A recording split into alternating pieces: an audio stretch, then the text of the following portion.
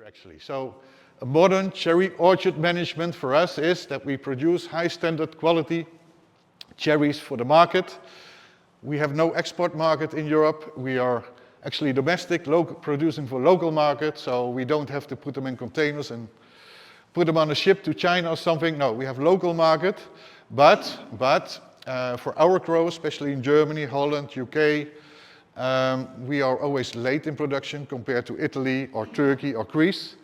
So we're not focusing on the early production, but more in the later production, so the late varieties, because then the market is clean from the imports from Turkey, which is normally, low cost, low price imports. And with our production costs, which is very high in Holland or Germany, because the soil, the labor, it's all very expensive. But we have to focus on quality and production. I do a lot of work in Chile over the last 20 years, also Argentina, South Africa, New Zealand in cherry consultancy, which is the main business for me actually, beside our own evaluation field. But you see, also in Chile, they're changing the market. So the Lepins and the Santina were the main varieties. Now already the Regina variety is at 3 on the production, actually on the list in Chile.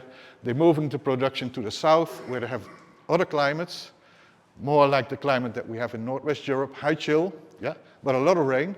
So also there they have to protect with cover systems. But they focus on the Chinese market, which like the black cherry, heart-shaped, long stems, like the Cordia and the Regina. Now Cordia and Regina, but Areco, a lot of European varieties, also the sweet series from Italy, are not so fertile. It's different to produce. It's hard to produce to get the right production. Different than Lepins or Sweetheart or Santina, which are self-fertile varieties. They can grow in upright branches, easier in production.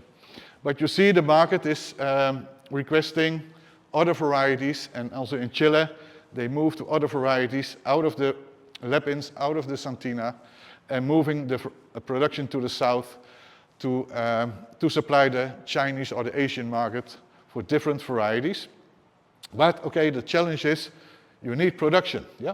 So we need in Europe actually at least 18 to 20 tons production per hectare to cover all the cost. Otherwise it's not profitable. So we need cost-efficient production because of the high labor cost, and also we need a simple system. And of course we have to protect for frost. Birds, Suzuki fly is over the last 15 years is a big problem, so we have to put side nets as well over the covers. And the other thing is the input of chemical crop protection. It's very limited.